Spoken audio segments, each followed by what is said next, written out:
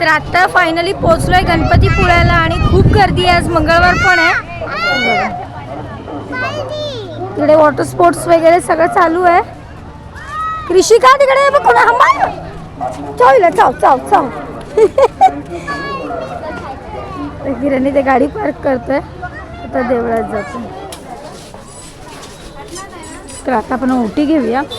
तर आता ओटी घेऊया, लग्न झाल्यावर आले तर डायरेक्ट आता आले.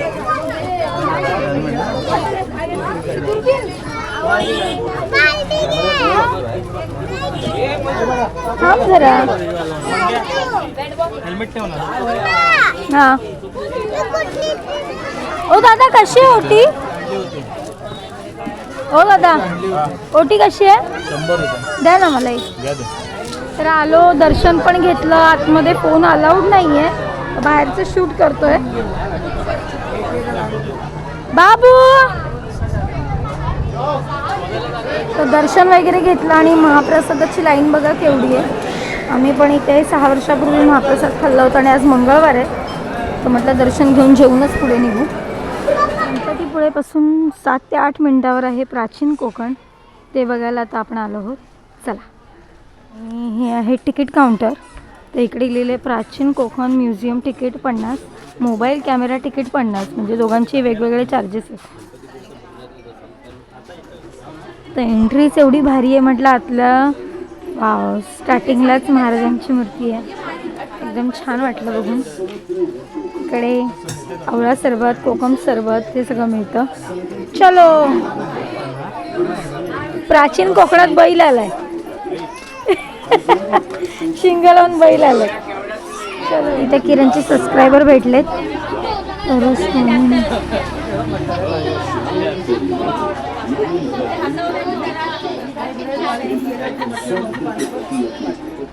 तर बाहेर तिकडे वेटिंग एरिया होता आणि इथून आपल्याबरोबर एक माहिती सांगणार आहे आणि संपूर्ण माहिती सांगतो. Konkan tourism development and research centre ही आमची संस्था आहे. या ठिकाणी आम्ही पर्यटनातून रोजगार निर्मिती हा विषय घेऊन येथे काम करत आहोत. आपली संस्कृती ही निसर्गातून फुललेली आहे. पूर्वजांनी विविध वनस्पती व प्राणी यांना दैवत्व बहाल करून त्यांच्याविषयी कृतज्ञता व्यक्त केली आहे. पूर्वी प्रत्येक गावात राखीव जंगल असे, त्याला देवराई असे म्हणत. त्यातील वनस्पती व प्राणी यांची हत्या केल्यास ते पाप समजले जाईल. विविध धार्मिक ग्रंथांचा अभ्यास करून आम्ही येथे एक नक्षत्र बाग तयार केली आहे. प्रत्येकाच्या जन्म नक्षत्रानुसार एक वृक्ष आराध्य वृक्ष म्हणून मानला जातो. त्याची पूजा अर्चा केल्यास त्या व्यक्तीला धन, सौख्य, आरोग्य प्राप्त होते. तुम्ही एक्झिट करताना बाहेर लावलेला बोर्ड वाचू शकता. ज्यांच्याकडे कॅमेरा तिकीट आहे त्यांनी फोटो काढत चला. एक्झिटचा रस्ता व्यक्तिके मानलेली आहे. याला पिंपळ पार असे म्हणतात, कारण हा जो दगडी कट्टा बांधलेला आहे त्याला कोकणी भाषेत पार असे म्हणतात. हा पार सुमारे 400 वर्षापूर्वी बांधण्यात आला. हा जेव्हा बांधण्यात आला तेव्हा येथे एक पिंपळाचे रोप लावण्यात आले, म्हणजे हा पिंपळ सुद्धा 400 वर्षापूर्वीचा जुनाच आहे. चलो ऐकलं सर.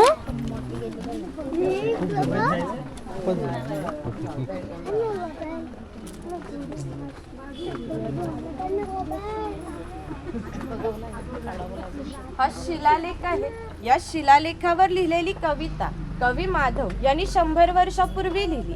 चिपळूण येथे झालेल्या पहिल्या कोकण मराठी साहित्य संमेलनामध्ये या कवितेला कोकणची प्रातिनिधिक कविता म्हणून स्वीकारण्यात आली. या कवितेत कवीने कोकणच्या निसर्ग सौंदर्याचे सुंदर असे वर्णन केले आहे. हिरवे तळ कोकण, सह्याद्रीच्या तळी शोभते हिरवे तळ कोकण, राष्ट्रदेवीचे निसर्ग निर्मित केवळ नंदनवन. या कवितेत नंदनवन हा शब्द आला आहे. नंदनवन या शब्दाचा अर्थ स्वर्गातील इंद्राची बाग. ती जितकी सुंदर आहे तितकेच आपले कोकणही सुंदर आहे. ही गुहा काळाचे प्रतीक आहे. गुहेच्या अलीकडे आहे वर्तमान काळ, गुहेच्या पलीकडे आहे 500 वर्षापूर्वीचा भूतकाळ. इथून आपण पाहणार आहोत 500 वर्षापूर्वी कोकणी माणसे कशी राहत होती, त्यांची समाजरचना, ग्रामरचना, खाद्य संस्कृती, परंपरा कशा होत्या. गुहेतून येताना वाकून या. भगवान परशुराम आपल्या पुराणात उल्लेख आला आहे की हजारो वर्षापूर्वी भगवान परशुराम होऊन गेले. त्यांनी संपूर्ण पृथ्वी जिंकून घेतली आणि जिंकून घेतलेली सर्व पृथ्वी त्यांनी दान केली.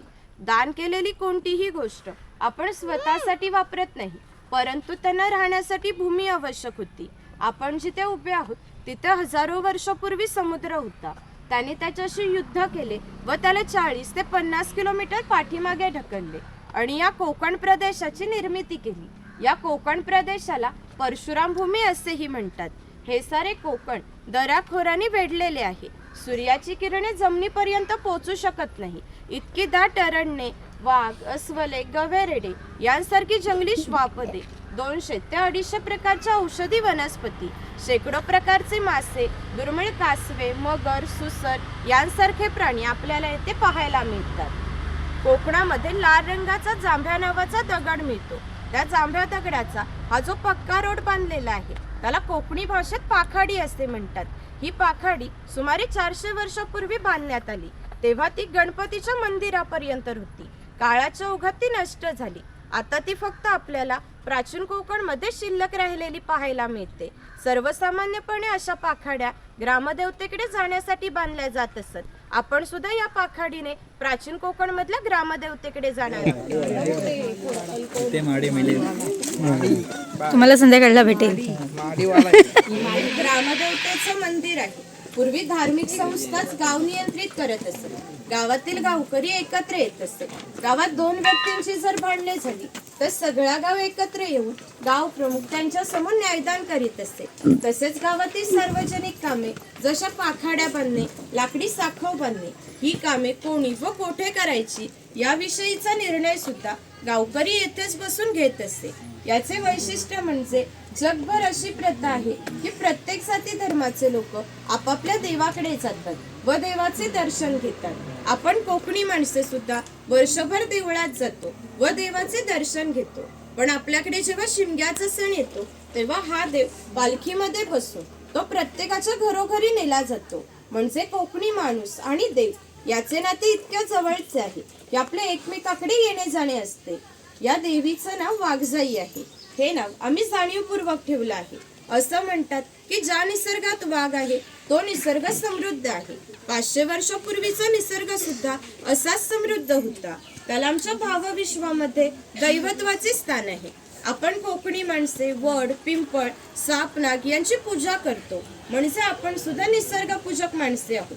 म्हणून आम्ही या देवीचं नाव प्रत्यक्ष निसर्गाशी संबंधित असंच ठेवलं आहे, वाघजाई.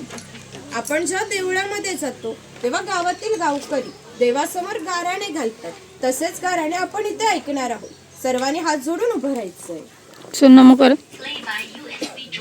सर्वांनी होय देवा महाराजा म्हणायचं.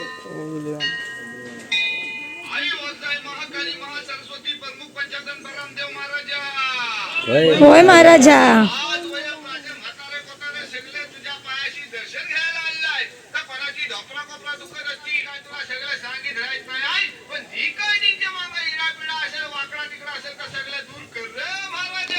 होय महाराजा.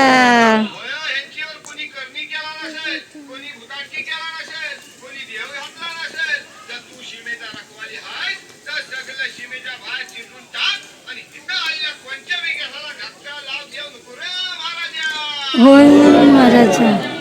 यांची कोणाला पोरगी भेटत नसेल, कोणाला पोरगा भेटत नसेल, कोण लग्नाचं अडकलेलं असतील आणि ज्यांची लग्न झालेली आहेत त्यांना चांगली पोराटोरा होऊ दे आणि त्या पोराटोरांचं लय डिग्री पर्यंत शिक्षण होऊ दे महाराजा. होय महाराजा. शिक्षण झालेल्या पोरांना मनासारखी नोकरी भेटू दे आणि जर का साहेबान गौरी गणपती हरी राजा द्याला नाही तर त्या साहेबाचं काय करायचं तर तुला ठाव आहे रे महाराजा. होय महाराजा.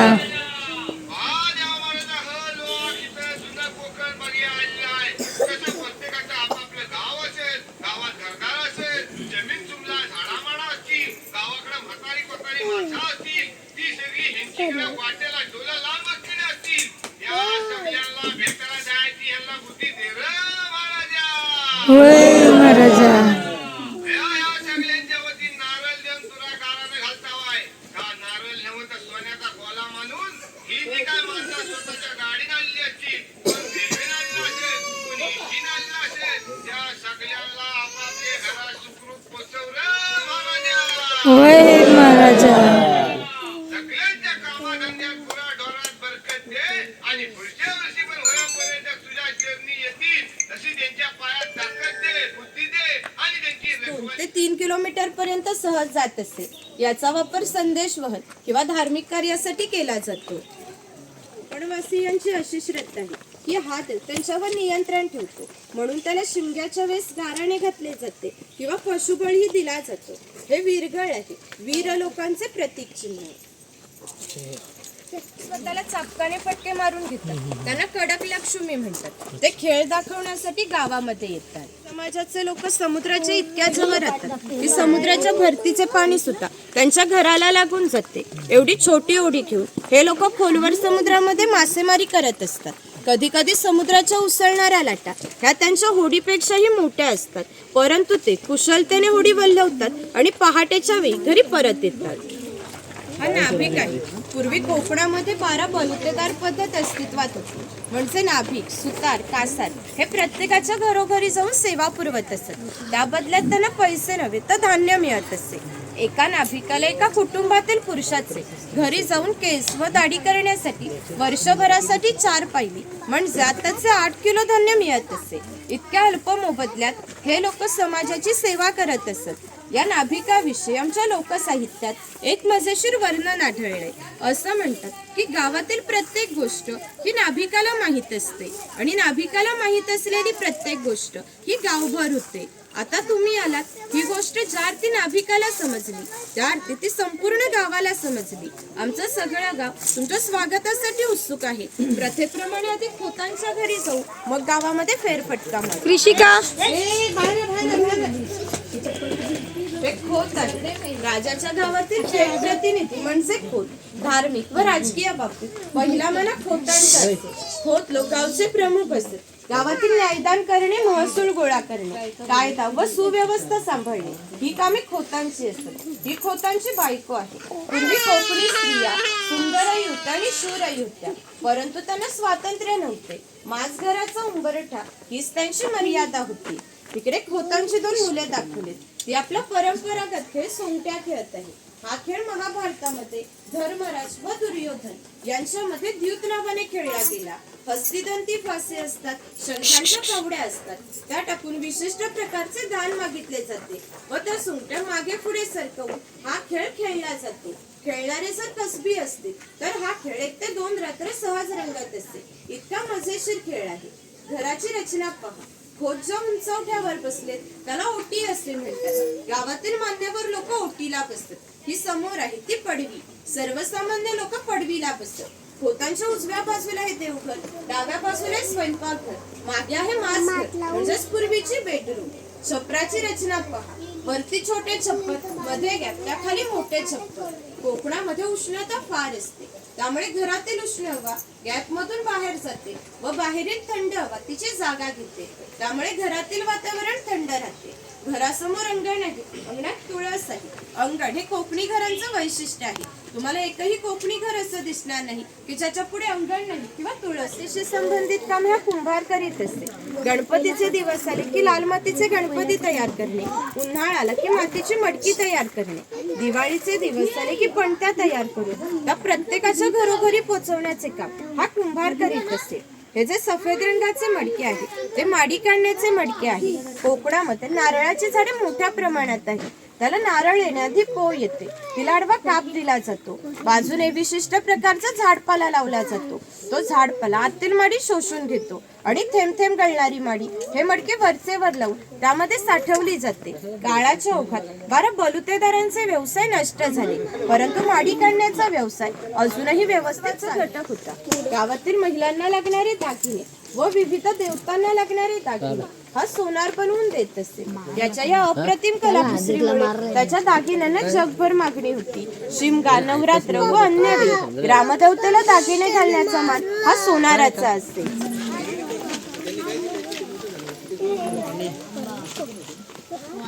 हा वाणी आहे. चौल, राजापूर, दाभोळ या कोकणातील बंदरांना 5000 वर्षापूर्वीचा इतिहास आहे. या बंदरांमधूनच भारतीय व्यापाऱ्यांनी जगाशी व्यापार केला.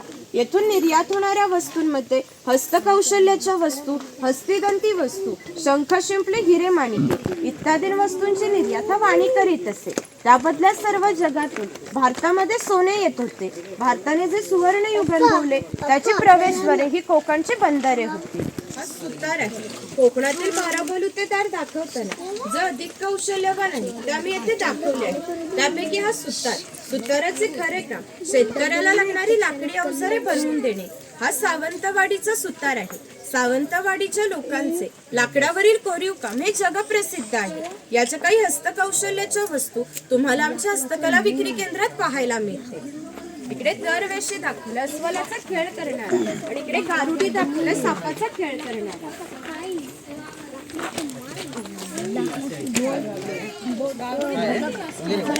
शेतकऱ्याला लागणारी लोखंडी अवजारे बनवून देण्याचे काम लोहार करीत असते. उदाहरणार्थ कोयता, कुऱ्हाड, नागराचे फळे इत्यादी. 500 वर्षापूर्वी कोकणाची राजकीय परिस्थिती अस्थिर होती. बरेचसे लोक सैन्यामध्ये होते. त्यांना लागणाऱ्या लोखंडी ढाली व तलवारी हा लोहार बनवून देत असते. याचे वैशिष्ट्य म्हणजे अजूनही कोकणातील खोत व मराठा यांच्याकडे काहीशा वर्षापूर्वीच्या तलवारी आहेत. त्यांना अजूनही गंज आलेला नाही. त्याची दर दसऱ्याला पूजा केली जाते. व्यवसाय निवडीचे स्वातंत्र्य नव्हते. प्रत्येकाला आपापल्या जातीचाच व्यवसाय करावा लागत असे. म्हणजे बांबूंच्या वस्तू बनवून देण्याचे काम हा पुरुष करीत असे. हे सूप आहे, ही फुलांची परडी आहे, ही रोवळी आहे. हिचा वापर धान्य धुण्यासाठी किंवा आजही धार्मिक कार्यात केला जातो. जेव्हा आपल्याकडे शुभ कार्य असते तेव्हा आपल्या घरातील कुमारिका किंवा सौभाग्यवती स्त्रिया या रोवळीमध्ये दिवा लावून त्या हातात घेऊन उभ्या असतात. जर शुभ कार्य पार पडेपर्यंत हा दिवा विझला तर ते कार्य अशुभ मानले जाते. अजूनही आमच्या चाकरमान्यांचे मुंबईला जर लग्न असेल तर ही रोवळी गावावरून मुंबईला पाठवली जाते. मुंबईला सर्व काही मिळते पण ही रोवळी मिळत नाही. जितक्या दुर्गम ठिकाणी राहत होता की तिथून त्याचा पहिला बस स्टॉप देखील 10 ते 12 किलोमीटर अंतरावर असे. हे लोक ज्यावेळी गावामध्ये येत असत त्यावेळी त्यांच्या पायामध्ये चामड्याच्या वाणा, हातात घुंगराची काठी व खांद्यावर फाटकी घुंगरी या वेशभूषेत येत असत. असे असले तरी प्रत्येक धनगर हा 100 ते 125 गायींचा 5 ते 25 म्हशींचा मालक होता. प्रत्येक गाई म्हशीची किंमत 8 ते 10 हजारापर्यंत होती. या सर्वांची जर विक्री करायचे म्हटले तर त्याची किंमत काही लाखापर्यंत जाते. इतक्या धनसंपत्तीचा मालक हा धनगर होता. कोकणी लोकांचे राहणीमान साधे असल्यामुळे त्याची ही राहणी अशीच साधी होती. इथे बकरीची गोठी आहे. जंगली श्वापदापासून संरक्षण होण्यासाठी ती अशी उंचावर बांधली आहे. त्याच्या आतमध्ये 2 बांबूंच्या मध्ये फट आहे कारण त्यांनी केलेला मैला यातून बाहेर पडत असते. छपराची रचना ओबडधोबड जरी असली तरी कितीही पाऊस आला तरी पावसाचे पाणी आत जात नाही.